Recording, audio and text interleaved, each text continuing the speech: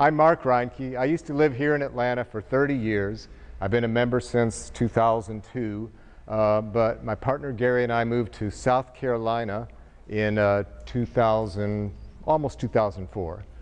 But northeast of here, the very western tip of South Carolina, where we have 53 acres and we have bears and wild cats and rattlesnakes and a little clearing where we have a greenhouse where we grow orchids for a living.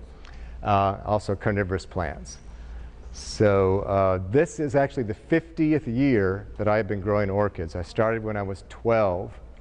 I get my first check from Uncle Sam next month. I actually turned 62 last month, but they pay you 1 month behind, and they don't pay you for the month you change. So just anybody who wants to know. So we're going to talk about dendrobiums tonight. Is this actually on? No one's using this. Okay, so I'll just speak up. If you can't hear me, raise your hand and I'll talk louder. I can talk pretty loud. So I named this program Decoding Dendrobium, and the reason is that so many times when I do shows, people come up to me and I'll be selling dendrobiums. They look at the name and they just say, well, I can't grow a dendrobium. But they probably have experience with only one type of dendrobium. Unlike the Oncidium alliance, as we call it, where they have split it up into numerous different genera, Dendrobium is a massive genus that they have kept all under Dendrobium, but they recognize at least 40 different sections in it, all of which have different cultural requirements. And yes, some will grow on a shady windowsill, some need like full sun, there's all different sorts of requirements. So we're going to kind of go over that and look at some of the various sections, and I'll tell you what you need to do to grow them well.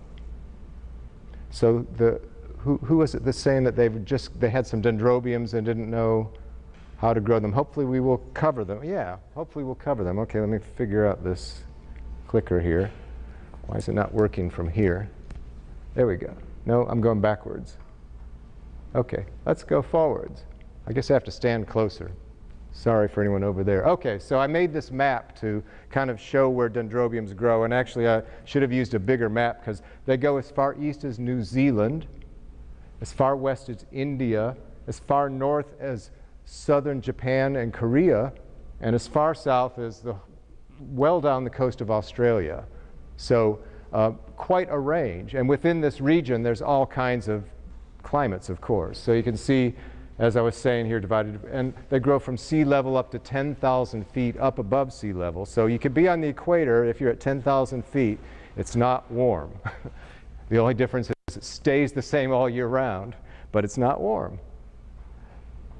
So these species, for instance, they come from Southeast Asia in the mountainous sections around the Himalaya mountains. So in that part of the world, there's a very rainy summer. You've probably been hearing about those boys in Thailand caught in the cave, and they're just getting into their big rainy season where they can get 20, 30 inches of rain a month through the summer months, and then it tapers off in the fall. Those places just get little scant rainfall, dew and mist, and the temperatures cool off because the wind starts to come down off the continent. Then here's some examples of those growing down at sea level near the equator. So they get warm conditions pretty much all year round, and it doesn't really change. Some may grow in places that rain a lot in the summer and are drier in the winter. Some may grow where it just rains all year round. Then there's a whole bunch of dendrobiums, many of them I'm sure some of you have never seen in your life, that grow in all this space in between. Indonesia, New Guinea, Borneo, the Philippines, and all those little islands, Fiji, Vanuatu, Solomon Islands. And a lot of these places, they're close to the equator. The climate doesn't really change, so the plants don't grow seasonally. They don't do all their growing in 1 year and then bloom on that growth the next year. It may take them several years. They're just in no big hurry. But when they become mature plants, they can be spectacular. So we'll talk about some of those too. But the universal characteristics of dendrobiums, the most important one is that they bloom from side nodes on the stem. A cattleya actually blooms from the tip of the growth, the apex of the growth. But a dendrobium, it may, oh, that's wonderful, look at that. Sometimes it looks like it's coming from the tip of the growth, but it's really just on little side nodes near the tip. On other types, it may be all up and down the growth. So always from side nodes.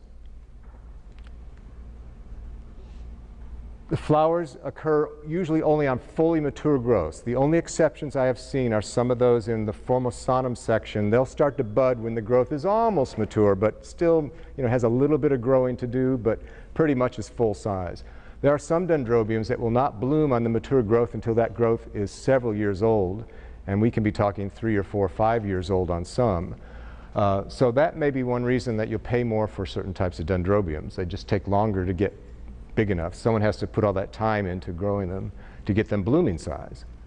Okay, but the nice thing is a lot of them repeat flower a lot, and especially on mature plants. There's a few dendrobiums that all the growth they produced the year before blooms in the following year, but on a lot of them, that growth will bloom multiple times over the life of that stalk or stem or cane or whatever it might be.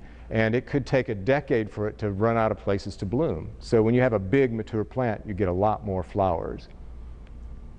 Some last a long time, some don't, so we'll talk about that too. So, darn it, here we go. Okay, so we'll look at the most common section first. It's called Phalaenanthe, which means moth flower. So similar to the genus Phalaenopsis, which means looks like a moth. They're not related, but the flowers are round and mothy-like. And there's one main species called Dendrobium phalaenopsis, and sometimes they split it out into bigibum. That's how you're supposed to say that. There's 2 little protuberances at the back side of the lip, and those are the little gibbums, so it's bigibum. And it has a spur too. A lot of dendrobiums have spurs, a nectar spur. But you can see where these are coming from. Northern Australia, up into southern New Guinea, a few islands out there. And the important thing to know about this area is that it's hot. So you see all these, most of them are mixed hybrids between this and the next section. Some are straight, the Phalaenanthe section, but you see them in supermarkets and all over the place. What you don't see is where they were grown. So, I mean, you can clearly see the sky and the clouds through their shade cloth, so that's not very much shade cloth. And this is down at sea level in Thailand. And that's what they like. 70s at night, 90s during the day, year-round would be what they would prefer to have. So they're good hot growers, but if you have a greenhouse that gets cool in the winter, you may find you have to experiment, and some will do well and some won't. You definitely need to find the warmest spot for them. Here's an example. This is from Orchid Whiz, and Alex, who invented Orchid Whiz, he gave me the permission to use these slides, but it's a static slide, so I can't put all these little tabs up. But so this is the basic climate where Dendrobium bigibum or Phalaenopsis grows. Now look at the average temperatures. You see, like every month of the year, the lows are in the 70s. Look down here, it says the record extreme temperatures 98 and 64. So the all-time record low, 64. So we're talking plants that like warmth. Now, when you look at this, it's a rainfall chart, and this grows south of the equator, but this chart has been extrapolated or interpolated, whatever, to look like the northern hemisphere. So in their summer, they get lots of rain. So to make it make sense to us, they've moved it to our summer. And in the balance of the year, there's not much rain. But a lot of these are growing outside in exposed places where the humidity stays high even in the winter months, so they still get dew and mist. So with these, you want to water less in the winter, but don't withhold water. Anytime you see a dendrobium that has a long dry period in its natural climate, don't fertilize during that period. So that's the most important thing that people do wrong in this group. Why they get kikis on their plants instead of flowers, in particular, is fertilizing them when they should be resting. So when you get to the end of the growing season, like by November, you should not be fertilizing these, maybe even sooner than that, and you should be watering more sparingly. Let them dry thoroughly in between each watering. That will encourage them to take their natural rest and spike. They also like very bright light. There's a lot of clouds in the summer, but they are growing out in bright places, so it says the light should be as bright as possible, as much as the plant can tolerate, to get the most flowering. So south window inside the house in the winter where the sun is blasting in through that glass is perfect. Okay, now the next section, Spatulata. We often call these Antelope Dendrobiums. I don't remember if I have to push. Oh, we'll do it anyhow. Okay, so you can see these flowers have a distinct look, and a lot of them have little petals that look like twisted horns, so they call them Antelope Dendrobiums. They grow a little bit further north. It overlaps in some places, so like Canaliculatum grows in the same area actually as Dendrobium phalaenopsis. And they can be a lot different in height. Canaliculatum is a little miniature species. Gouldii can be 6 feet tall. There's some, I don't know if they're still there, but there used to be some in the main. And they're, I mean, it's an impenetrable patch of orchid. So it all depends on what's in the mix of either the species or the hybrid you're buying, you know, what size they'll be. Generally speaking, they have the same requirements as the Phalaenopsis types. They can take a little bit cooler. I have found that in this group, some of them do just great in my greenhouse where I've got low 50s at night many times during the cooler months. And they do just fine, whereas a lot of the Phalaenopsis types don't. This is for Canaliculatum, the climate data here. Now, some of them, like Antenatum, doesn't have a dry season. So this, and I have one, somebody have purchased it already. The Stratiotes is the more spectacular antelope type. They want to be watered year-round, so you kind of have to know which type you have in terms of care. But for the most part, you're going to have hybrids. This is Stratiotes. That was my plant at the Memphis Orchid Show. Got the trophy there for the best Dendrobium. Most of those flowers are still on it, but I had such high humidity that a few of them, the pollen started to get moldy in the flower, and that makes the flower fade, so there's a few gaps. But big flowers, 4 inches tall, really spectacular. And see, there's no dry month where these grow, so you water them year-round, but they just need good drainage. Okay, and there's all this crossing in between. If you bought it at Kroger, it may not have a registered name because they do a lot of hybrids and ship them over here, and they give them some name that they never register. So like that one is Dendrobium brown pink lip. Yeah. So your beautiful Dendrobium, if you go to enter it in a show, may not be eligible simply because it's an unregistered name and nobody knows, you know, exactly what its parentage is. So keep that in mind. There are ones that you can trace the name back that are registered out there as well, but there's a lot of unregistered ones. Okay, next section. In the genus Dendrobium, there's actually a section called Dendrobium, and these are deciduous plants, but there's a wide range that they grow in, so a lot of different kind of climates. So I'll put them all up here. Moniliforma is actually what we call the type species for the genus Dendrobium. Every genus has to have one species that is supposed to represent it, and in this case it's Moniliforma. It grows in Japan down close to the sea level, but in places where it can get below freezing in the winter. A lot of times in full sun on rocks, in fact. And they have drier winters in Japan, but they're not bone dry. So when you have Moniliforma in the background of a hybrid out of this group, you can water more regularly through the winter months and it'll still do fine. Nobile grows in those monsoonal areas where if you don't give it a cooler, drier period in the winter, you're probably not going to see flowers. And as anosmum grows warm year-round, it doesn't like to go below the 60s. So I don't bloom anosmums very well because they just don't like my cool winter in my greenhouse. And yet I've seen other people just have waterfalls of bloom. So let's look a little closer at them. Here's a typical anosmum. The name actually means scentless, which is strange because it's one of the most beautifully scented dendrobiums. It has a powdery, fruity scent. Some people think it's like cherries or raspberries. Everyone smells it differently, but it's a really pretty scent. Kind of lavender purple flowers. There's an albino form. There's actually a whole bunch of different variations. Some have light with a dark lip. Some are almost white with a pink lip. The one in the middle is a tetraploid one, and you can tell by the flowers it's much fuller. It means it has double chromosome count. Their climate conditions. So you can see 60s at night year-round, kind of typical. Although they grow in a wide range, so it's not always that in every location they grow. But basically 50 to 93 is their preferred temperature range. And they're not as bright of growing as some others in this group.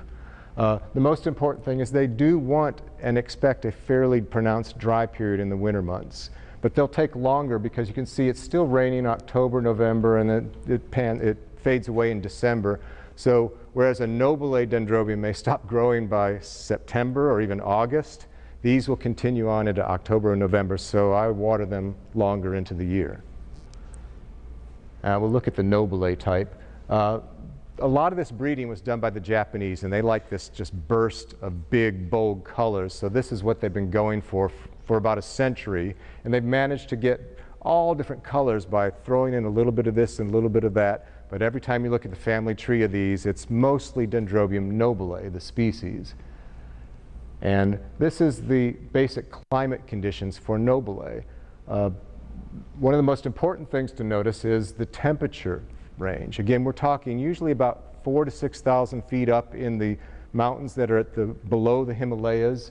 And so in the winter months, they get chilly nights, but they still get warm days. And really that swing in temperature is the most important factor. If you kept it in the house year-round, they probably would never bloom for you because they need either to get down in the 50s or lower at night in the dormant period, or they need a big swing in temperature. Like if you only got down to 60 at night, they have to get up to 90 during the day, that much difference.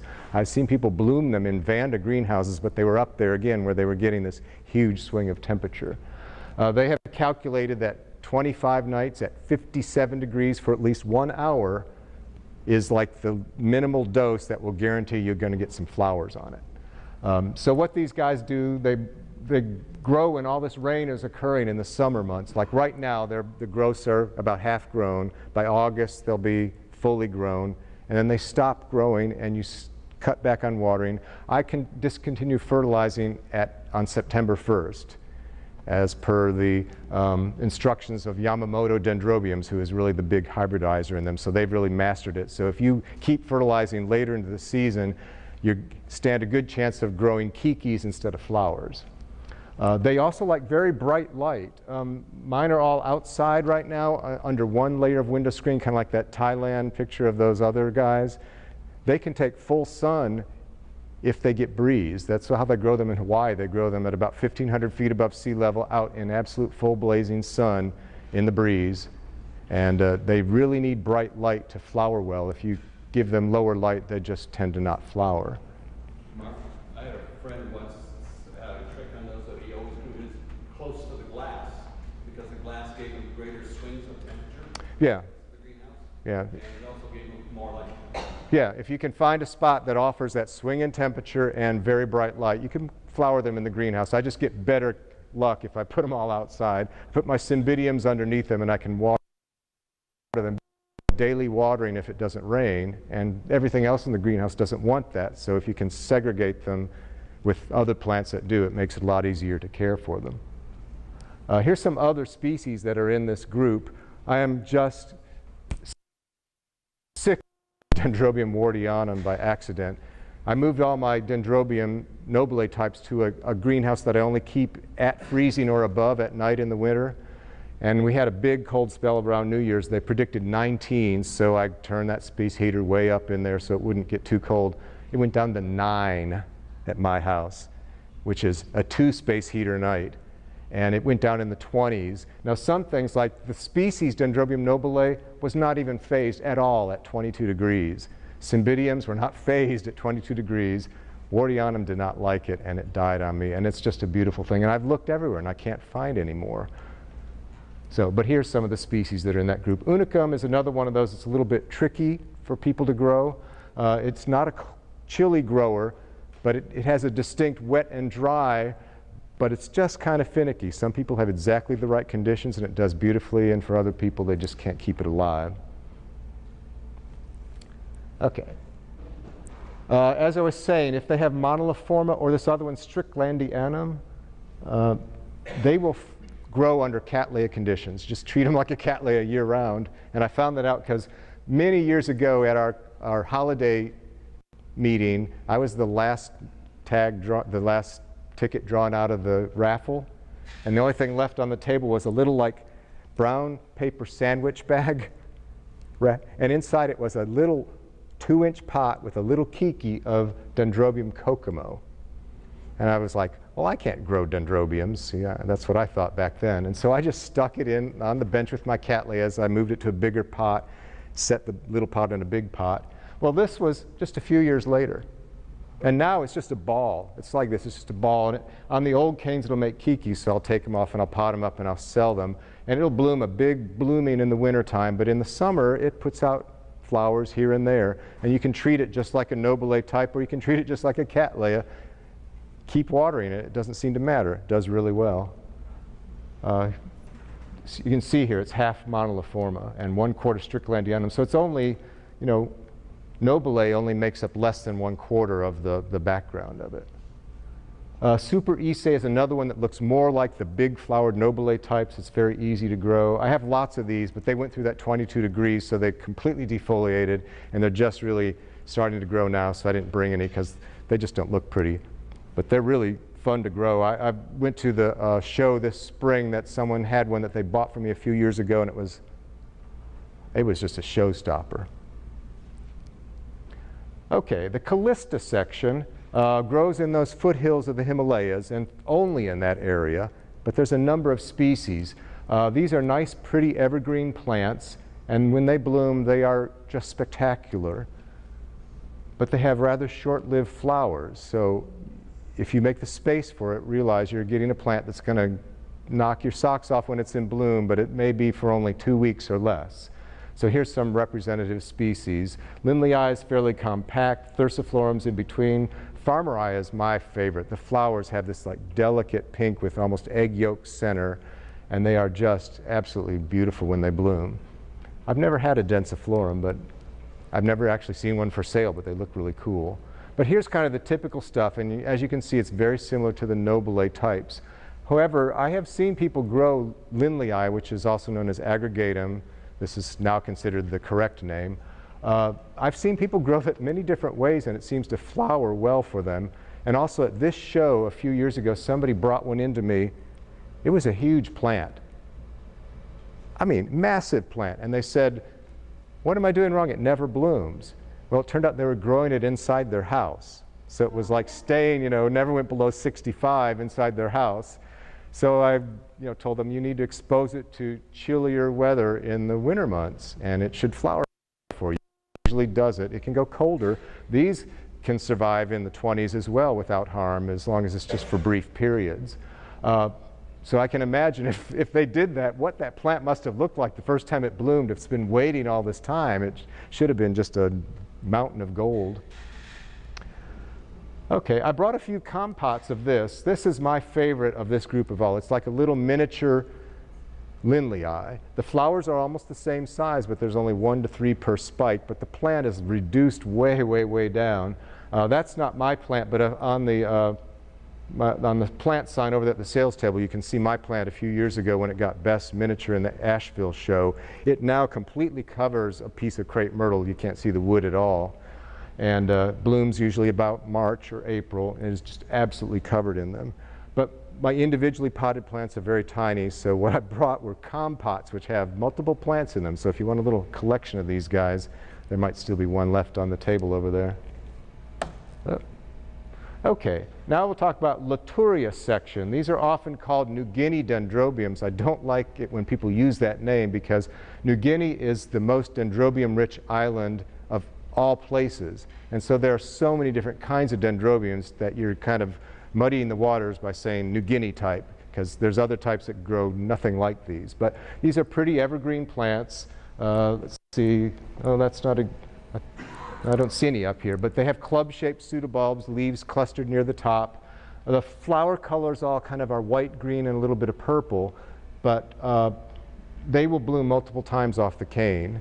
And they vary from Spectabile, which has these weird-shaped flowers. Those can be big plants. Some types grow 3 feet tall, down to Aberrans, which is just a couple inches tall.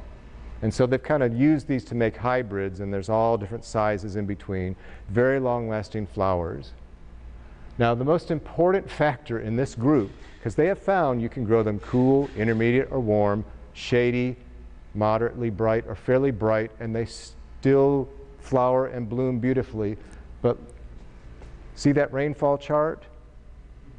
They should be regularly watered all year long. Now you may water less in the winter if it's cloudy and damp and they're staying damp longer, but if you let your plant go bone dry between each watering, I mean, they just can't take it. They start to shrivel up and die. So this group needs regular watering with decent drainage all year round. Some of the first hybrids that were done, Roy Tokunaga, actually now they're in like the 4th generation of Roy Tokunagas, and they're much improved over the original ones just by selectively crossing the best together. So these were the ones that you saw at first. Now all these have been mixed together with even other stuff, so there's a whole many new generations coming along. But you can see these are young plants and they've got lots of nice flowers on them. If you keep one long enough, it's going to look like this. Most of this group blooms heavily from in the January to June period, and then not so much the second half of the year, but there are a few exceptions. So you'll see flowers in the middle of maybe just covered in them, and each flower lasts several months, so you almost get tired of them because they last so long. And again, each growth can make multiple blooms. I found that there's 2 dormant eyes at the tip above the leaves and 1 under each leaf. So if you have a 2-leaf growth, you have 4 bloom spikes coming sometime in the future. If you have a 3-leaf growth, you have 5. If you have 4 leaves on the growth, you have 6. So that's kind of cool. Now the main thing is, of course, the color is kind of boring. So they have found that they can mix in Dendrobium phalaenopsis into this group and bring in some of the pinker tones, some of the lavenders, violets. So here's some of the first ones that were tried. And now some of those were a little bit tricky to grow, though, so they've been making, we'll move on from those. Some of the more common ones now, firewings. I brought some nice firewings, and they vary. Each one is a little different. That's a real dark one. Hawaii stripes, this was the first batch that was made. And out of that batch, there are 3 first-class certificate awards, the highest flower quality award the AOS gives, and a lot of other awards as well. They remade it, and so I saw these pictures, so I bought tons of seedlings of the second batch. I have not flowered any of them that are anything as nice as this. They're much more lavender. There is striping, but it's not very obvious, and I haven't seen any that have that contrasting yellow in the lip or the nearly white lip. I mean, those are really, truly beautiful plants. But they do have that upright, multi-flower habit, more like the Phalaenopsis types, with a little bit of easier care from the Latouria types. So I don't know, maybe there's a seedling in this batch that will flower like these, but I haven't seen it yet. Okay, there's a section called Formosa, which, you know, Taiwan is actually is Formosa to the British. And they don't grow there, so I don't know how they got this name, but there is a type species called Dendrobium formosum, and it's kind of a dwarf high elevation species with huge flowers for the size of the plant. So you've got this group growing over here on the mainland, and all of these have little brown fuzzes up and down their stems, so they're often called nigro hirsute types. But they also lump this group that comes from the Philippines with them. And I don't know of any crosses in between. There may be some, but I don't know of them. But these do not have the little fuzzy hairs. And actually, the light requirement for the 2 groups is a little bit different. They are beautiful evergreen plants. So let's start by looking at the Philippine types. This form of Sanderi, I cannot keep alive. I don't know why. There are some called variety majus that have huge flowers with that reddish center and the big white flower. I can never get them to grow many roots, and I have never been able to figure out why. They seem to be a little cool growing, but, you know, again, they're measuring it at 5,000 feet above sea level, but they grow at a range of elevations, so that it's maybe not exactly that. But for some reason, this particular one I have not done well with. But this form, called Luzonicum, is like a blooming fool weed of an orchid. I've got 2 of them over there, plus a dearei, if somebody hasn't taken it. And you can see they are just huge white bouquets of flowers. And all those stalks will rebloom again next year. And those little delicate white flowers will last 2 or 3 months during the summer. And I found it, I just treat it like a cattleya, and they grow beautifully. So I don't know what the difference is. Then there's also dearei. I had one dearei. I'm not sure if it's over there yet still or not. It is a warmer growing one, so I would grow it if I grow vandas, big flower vandas, and things like that that like warmth. These tend to like medium light, 2,500, 3,500. It's not extremely bright. And they like fairly regular watering year-round, maybe a little bit less in the winter, but not a big difference, as long as they've got good drainage. Now this group, the fuzzy-stemmed ones, again, we have extremes here. This is Formosa, which comes from high in the mountains, so you can see it gets chilly. I mean, it takes like down near freezing for this one in the winter. So it's a little bit challenging for a lot of people to grow. You have to kind of grow it like a Nobile type. But if you put it outside, I have found, and it gets rained on every day, they rot. They like lots of water, but they need really, really extreme drainage. So I found they grow great in clay pots in my greenhouse up in bright places, or in net pots, but you really have to water those a lot. And in this group, they often start out as very spindly plants, as young plants, and when they reach a certain age, then they really start putting up these strong, upright canes. And as you can see, lots of rain in the winter, but less in the summer, but less in the winter. But most of the hybrids mix that species, a few others, and Cruentum. And Cruentum grows at sea level in Thailand, so it's the total opposite. Hot all year round. And it doesn't dry out as much down at sea level. They still get some moisture, so less water, but not bone dry in the winter. But these are some of the early hybrids, and most of the ones on the market now, you can still get green lantern, but most of the time you're getting Dawn Marie crosses with other things. I brought a couple with me, or Formosum or formidable crosses with other things, and that makes them a little bit easier to grow. I've got one that I have mostly a seedlings called Judith Nakayama, and it's Dawn Marie by Formidable, and the flowers are 4 inches across. But again, they're, as young plants, they're just these spindly little things. You have to stake each cane, but then when they reach a certain age, which are just now, they are very nice. And these are long-lasting flowers, and they don't all bloom out at once. You could have more than one flush in the year. They can kind of bloom off and on. But I have seen spectacular plants. So I ran out of space in my van. I was going to bring one called Lori Star and one called Frosty Dawn, each with about 10 canes full of flowers right now. And I just put their plastic pot into a big clay pot, and they love it. They just grow like weeds for me.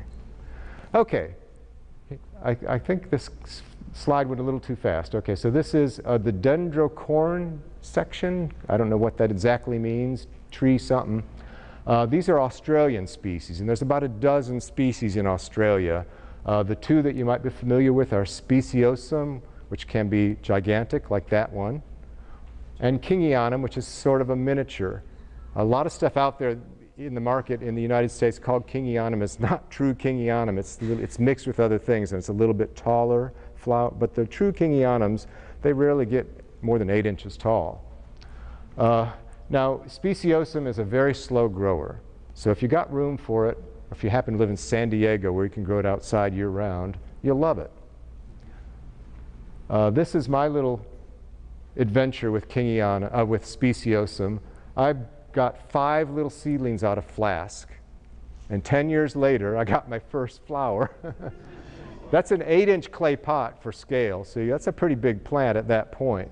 So that's about a foot of flowers. So when you get a big plant of that and it's all in bloom, it's spectacular. But these flowers are not very long lasting. If you get 3 weeks out of the spike, you're doing good. I've never gotten to last that long for me. They're very short-lived, but they are spectacular.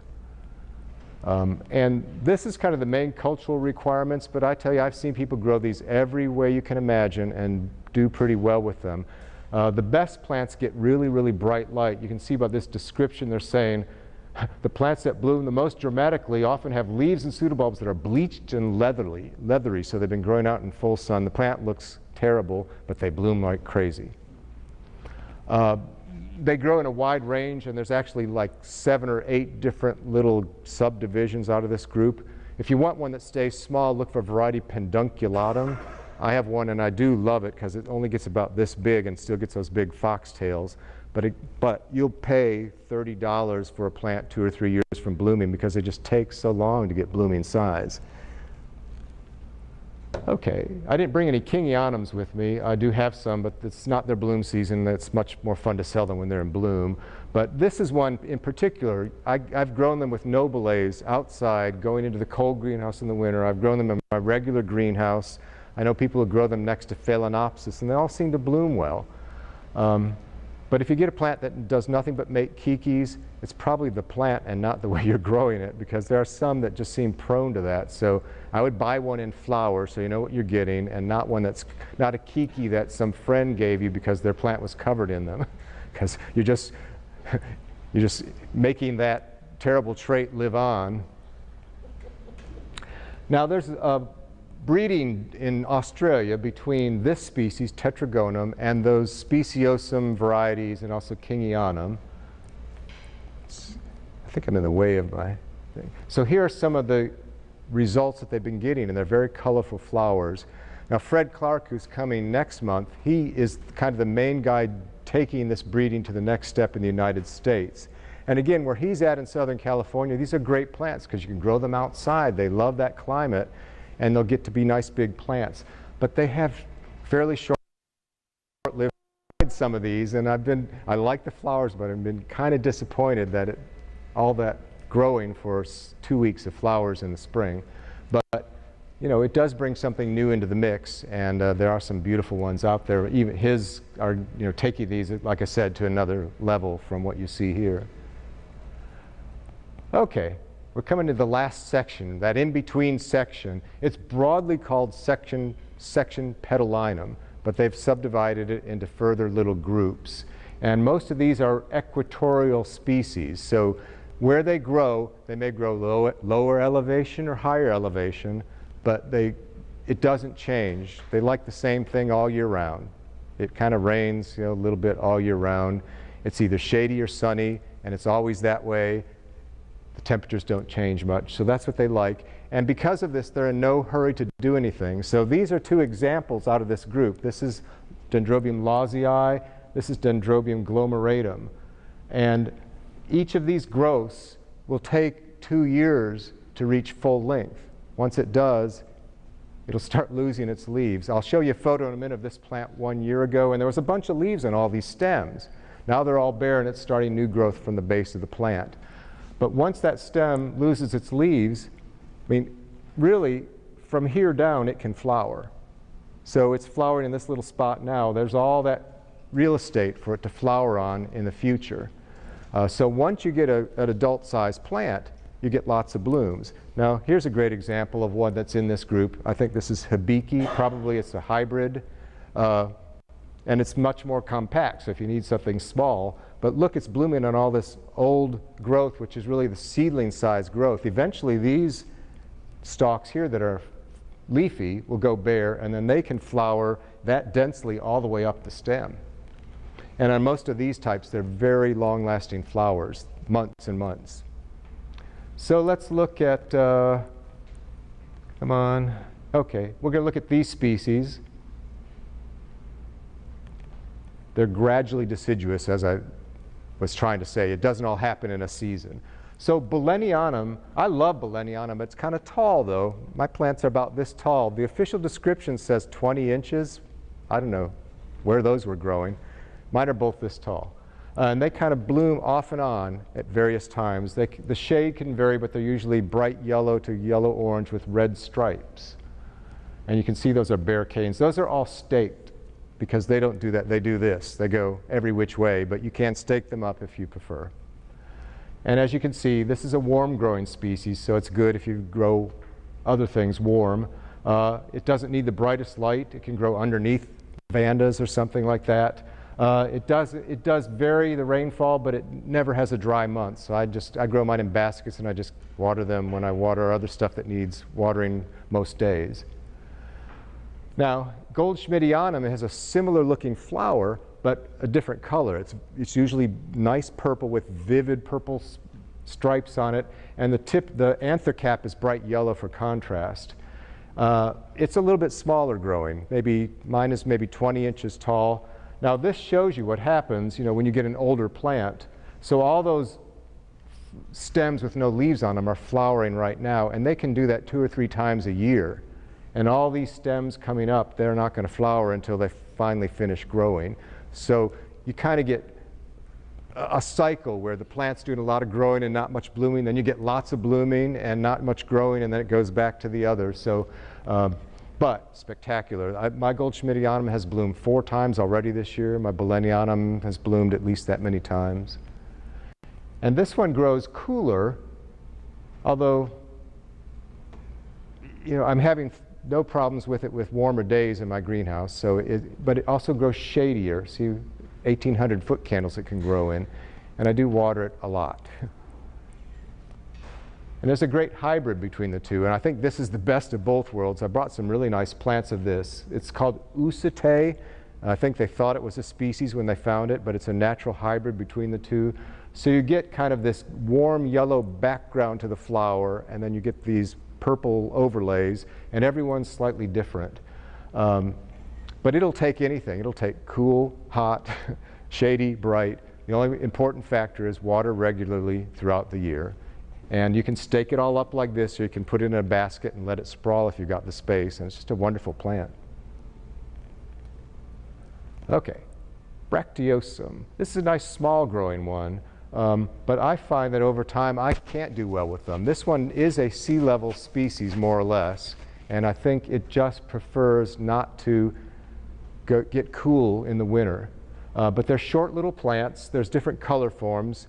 They have these bract-covered buds, that's why it's Bracteosum, and that each little cluster of flowers can take several months to even fully open, and then they'll last a couple months beyond that. But again, they're going to bloom only on the bare parts of the plant. Here's the climate information for it, and you can see, that's a warm condition, and I think let's see, okay, so the record low 61, and so that's probably my problem, is that I have lows in the 50s almost every night in November, December, January, February, March, and some orchids will adapt to that. This species seems not to, so I can't keep them going. But I've seen other people do beautifully with them. And it can grow in pretty low light, around less when it's cloudy and damp, more if it's bright and sunny. Okay. They put 2 species in this section. I guess you would call it Calcarifera. Calcarifera, that's how I would say it. I don't know why these are in the same section. To me, they're just very different orchids. There's nothing, they're dendrobiums, but beyond that, they don't have a lot in common. I love Amethystoglossum, but it's an azalea bush dendrobium. It's going to burst out once a year in lots of flowers all over the plant on an older plant, because they'll bloom on the first year growth that's leafy, but then that growth will bloom again next year and the next year and the next year and the next year, especially if it's a mature size growth. And so you can end up with a plant like that. And when I have them in bloom on shows, they just sell like crazy. But you do have a fairly brief blooming period, so you got to be able to put up with it. They're fairly narrow plants, so you could grow one in a fairly small space if you've got 20 or 25 inches of height room for it. And I kind of treat them like anything else on the orchid bench. They get water when everything else does, and they don't get water when other things don't. They'll grow in almost any place in the greenhouse and still do well. See, there's a range of light. It's not really intense light, but you can grow one pretty bright as long as you adapt it to it. And where they grow wild, now that's one thing about the Philippines. This comes from the Philippines. A lot of climate charts show this very dry winter, but you have to understand the Philippines. Most of these orchids are growing in the mountains in very dense vegetation. So during these months where it's not raining, it's still drippy moist almost every morning. So if you have a Philippine species that shows this dry period, if you give it that dry of a winter rest, you'll probably kill the plant. Just water it less, but not long dry spells. Victoria reginae may be the bluest dendrobium. It's kind of a violet color, and each one is slightly different. Some are lighter, some are darker. To get a plant that big probably takes a couple decades. It's fairly slow growing. And I found, I don't see it a lot on this example, but the plants I have want to make a new growth halfway up the previous growth, so they kind of ramble. And I imagine they probably ramble all over a tree limb in the wild. And again, they go through periods of growth with not much bloom, and then there are lots of blooming on the stems, and any time of the year. Probably Florida is too hot for this species. It does grow fairly high up in the mountains, but Atlanta is okay as long as you keep it somewhat shaded and regularly watered during the summer months. Crocatum is also in this group, and it's a sea level species from Thailand. Now, it's a big sprawling plant. I almost brought one into the table, but it expands this distance. The stems come up and they arch out, and the blooms hang off like little chandeliers of orange flowers. Now, all the plants I have that red center, but I guess there are some that have a less red center. And what's strange about it, you can kind of see it right there. The little bloom nodes are capable of producing 2 or 3 or even 4 bloom spikes over the life of that stem. So if it bloomed from that spot once, it doesn't mean it won't bloom from that spot again or right next to it. So it's kind of a cool plant. So on the table there, I've got the first seedlings I've ever sold of my cross between this and Glomeratum. They're both warm growing. They ought to do really well in Atlanta. I don't know what the flowers are going to look like, but I have one plant back on my bench. I noticed yesterday it has its first little bloom spike coming on a tiny little bare growth, so I'll find out soon. So here's the climate information. As you can see, it's a hot grower, yet this one seems to adapt to my cooler winters. I've had a plant for many years, and it's just beautiful, and it gets 50s in the winter. So this, some species will do that. They will adapt. I just water it regularly year-round, medium light. Calyptrochylis, these are the last 2 species. Oh no, we're getting there. This is Glomeratum, Chrysopterum, and Lawsii. And these come from in and around New Guinea and nearby islands, and elevation kind of determines whether they grow cool, warm, or what. I love Glomeratum. This is, again, one of my plants here. It's hard to see in this light. Some of these flowers are not fully open yet, but it's got about 18 or 19 bloom clusters on it now. And it's just starting a bunch of new growths here. Now, those will take a couple years to get this tall. And see, here's one that's still growing, so it's not blooming, but getting there. It's already defoliating as it's growing, which is kind of a habit of that species. That one's staked. You can stake it. And I have seen some plants that stay smaller, but I don't know how you tell. It just seems to be a plant-by-plant basis. And the shade of pink varies slightly, but they are kind of bright pink. They have that sparkly texture in full sun and a brilliant orange lip. 3 months each cluster, so they're on there for a long time. So they're really beautiful things. I got some little small plants over there that are blooming on little plants. I'm not going to guarantee you they're going to stay that size. And over on the rack on the end, I've got 2 that are bigger if you want one that's further along. One is lighter pink and rounder. One is darker pink and less round. Another name for it is Sulawesiense, because it does come from Sulawesi and other islands in that region in the Indonesia archipelago. And as you can see, I mean, there's less rainfall in where it grows wild in the winter months, but don't let it stay bone. Fairly low light, so you could grow this with Phalaenopsis. You could grow it in the house easily. Now, Chrysopterum is an enigma to me. I love it. It looks like candy corn. They're fairly small plants. They're delicate-looking plants, small leaves. They're a little bit scraggly looking as a plant, but when they flower, it's eye-popping.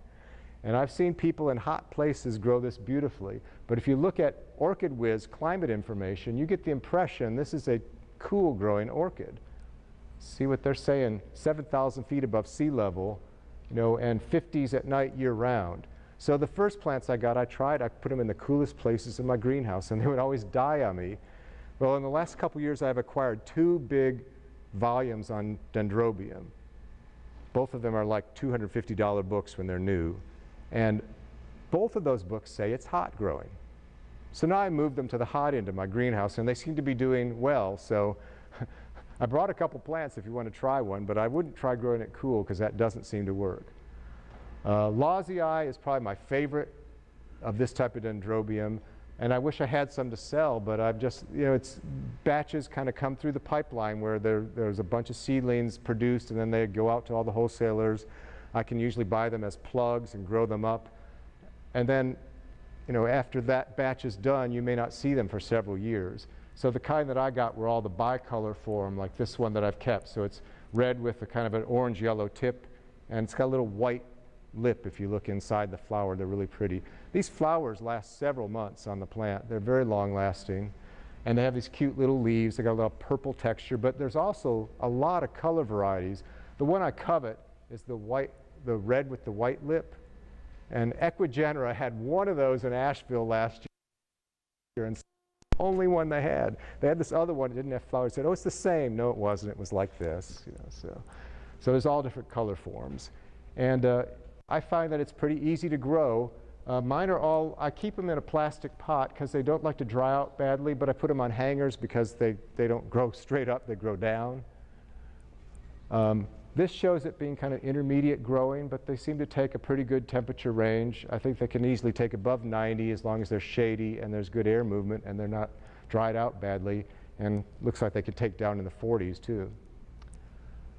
This was this plant right here last year. So you can see all these stems that are bare now were covered in leaves, and a couple that were bare were blooming. This is probably about 1 year ago. But it doesn't just bloom now. It'll bloom later this year. There'll be another flush of blooms, and in between there might be just a cluster here or a cluster there. So there's always something going on with them. So if you see one for sale, I would grab it because they're wonderful plants to have. Okay, this is the last section we'll talk about, Oxyglossum. These are kind of like holy grail dendrobiums. They come from New Guinea, and Lavifolium also comes from some islands east of New Guinea. It's the lower elevation of the two, but don't let that fool you into thinking it's easy to grow. We'll look at Lavifolium. I've kept these alive for several years, and then they all dwindle away on me. I don't know why. Mostly they're in pink shades, and they're huge flowers for the size of the plant. 4 inches tall is a big plant. There is this kind of albino form. It's kind of a peachy white. It's not a true white. It's a very beautiful flower, and I've had a few of those, but again, even on a kulog, I have not been able to keep them alive for multiple years. But somebody knows the secret, because there are some beautiful plants out there, so it's certainly worth trying. Where they describe where it is, so it's like where the sea breeze is coming in and up the mountains, and it's misty and damp most of the time. There's a lot of dwarf trees. They're often growing even down low on the trees or up on the twigs. And then every once in a while, the clouds disappear, and there's this burst of sunlight, just bright tropical sunlight for 20 minutes, and then it's cloudy again. And fairly even. It may be that they just want to stay the same all year round, and in my greenhouse, summer and winter is different. It's not exactly the same. You know, it's not going below 70 right now for sure. Cuthbertsonii. Jason Mills grows his by putting ice cubes on it every night. This might be the one orchid where that is actually good cultural advice. You can see, I mean, people who can grow it, look what they do. This plant is like 1 inch tall. There's a little round pseudobulb with a little shoot that comes off of it with these rough textured little leaves. It's just a tiny little thing. And the flowers are huge. I've heard they can last 8 or 9 months on the plant. And there's a whole range of colors. But this grows from between 7,000 and 11,000 feet above sea level on New Guinea. Probably bird pollinated, because there aren't that many insects that high up, thus the bright colors. But you can see, you know, people in Seattle or San Francisco, they can grow this just fine if they live in that zone. You know, I notice even in Sacramento, I mean, they're getting in the 50s at night. I mean, 100 during the day and 54 at night. So a totally different climate for us, from us over there. So I don't know. I bought a cross between it and glomeratum. It was 1/4 glomeratum, 3/4 Cuthbertsonii, so it kind of still looks like Cuthbertsonii because this is a dominant plant type. Couldn't even grow that, so. Might be worth trying. Okay, so I told you I've been doing some hybrids. So there's 3 plants over there that are really close to flowering for the first time. If you want something no one else in the world has, because it's not a registered hybrid, it's never been made as far as I know before, now's your chance to grab them. I only have maybe 35 plants that I got out of the batch. What I have learned with Dendrobium is caring for them out of the flask is a completely different animal from Cattleyas. And so I killed a lot of seedlings along the way till I learned what I could do to keep them alive. With the Nobile types, if you let them grow to full height in the flask so that like they quit growing, you take them out, they go dormant, and they never come back. So you have to take them out when they're still in progress for their first growth, and then put that growth under lights and let it grow to full size, and then they will live. These guys, they're very touchy. They're little wisps. In fact, you'll see these seedling plants. It's the seedling growth, and the base of it is thin as a hair, and then it gets a thick cane above. And the canes that come afterwards will be thicker, but they started as very delicate little plants. But so I've got, oh, I'm sorry, this is the one that you can buy now. I do have these. These are much more spindly, and I'm waiting for them to get a little bigger. But I've got 2 of these with buds coming on them, so I'll see what they turn out soon. And I've got a bunch of those. What I'm trying to do in the Nobile type is take it back to a species to maybe make it a little more appealing to people who don't like that just gaudy, full-flowered look. So I crossed Oriental Smile with Heterocarpum, and I will have flowers on some of those next year because I've got plants that have canes this tall this year. This one, I only have a few plants that survived out of flask, so I'll have to try it again. I think it's going to be a really cool one. And so that's it, Dendrobium decoded. There's something in this genus that you can grow if you're growing some other type of orchid. Now, if you're killing your orchids, all of them, maybe you'll kill your Dendrobiums too. But if you're growing something, there's a type of Dendrobium that will grow with it, and maybe several different types. That was if you Google Dendrobium and ask for images. I mean, that's kind of the variety that you get just looking at it. Okay. Before I leave this spot, any questions? Yes, ma'am. You know, you were saying the ones that need to be 50s at night. Has anyone tried in a small fridge, like shoving them out? Yes, I know people who have done that, and they have managed to do okay with them, but you know they use. I was just speaking in Sarasota, Florida. I met a woman who grows Dracula, which is a cloud forest orchid in Sarasota, and she made a room in her house with LED lights, an air conditioner, and mist.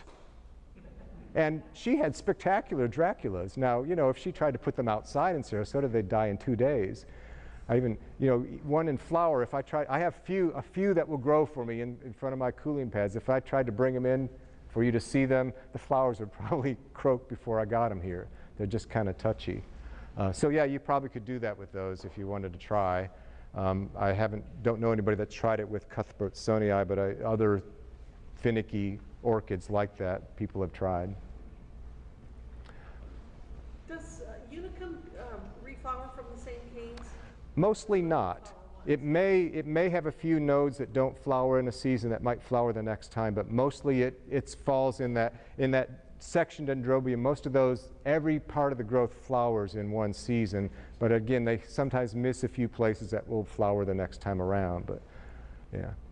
Now I brought Stardust, which is Unicum by Yukon. It's 1/4 Nobile type, 1/4 1/2 Unicum, and 1/4 Moniliforma. So it looks a lot like Unicum, but it's a lot easier to grow. So worth trying. Barbara. Oh yeah, on any Dendrobium, unless it looks obviously dead, do not remove it. Even on the Phalaenopsis types, old bare canes can still flower, you know, and they kind of have their own schedule. It may have not flowered for the last 2 years and then suddenly put out of. Don't cut it off. I've got a Kingianum. grown in a small terracotta pot, but it's healthy to bloom, but it's pretty tight in there. If you wanted to put it in a bigger pot, but it's connected to it, would you sit it in it or break the pot? Yeah, I probably try to disturb it as little as possible, and I do it right now when it's in that active growth mode, and because those new growths are going to be making all the new roots. I mean, you could try like soaking the pot in tepid water to make the roots more, you know, flexible, and so few of them are lost in the transition. But yeah, that's one bad thing about using clay pots, is that for some orchids, full of disturbance. Actually, Mark, there is a little trick you can do with clay pots is don't take it off, just crack it. That's what he's talking about, breaking it. Yeah, not break it off, just crack it so the roots can get through. Okay, so just crack it and then just set all that in a bigger pot, or just, yeah. Yeah, now it's potting medium. Mark, do you agree or disagree with the concept that Dendrobium should always be underpotted? That seems to be true. If you give a Dendrobium too much root room, they just want to grow. and you may be waiting a long time for flowers, and some it's just too much space and they just don't do well. Yeah, I mean, when I sell these, I do a street market in Greenville every Saturday this time of year, you know, and they'll see these big plants, these little pots, and they'll want to know right away, how should I repot it? I say, don't. When that pot is stuffed with canes and there's not room for another cane in that pot, then repot it. But do it when it's in active growth, and preferably when there's new roots coming on the most recent growths. The other thing is you put, if they get those top headaches, you put them in a clay pot with stones around them to keep them upright. Yeah, you can prop up the pot they're in without actually taking them out of the pot if that's required. I mean, I'm selling them in plastic pots, those big, tall spikes. They're not going to stand up if you don't set them down in something. Do you grow mostly in bark or stag? It depends on the type. More bark than anything, but when you get to those that like regular watering, I make kind of my own little custom mix, kind of like you would grow a Paphiopedilum almost in. You know, something that has drainage, or an Oncidium in, something that has drainage but holds on to water as well. It doesn't seem to really matter, but if you use big bark on something that likes regular watering, you're going to water it every day to keep it happy. So you got to adjust to what fits in your conditions.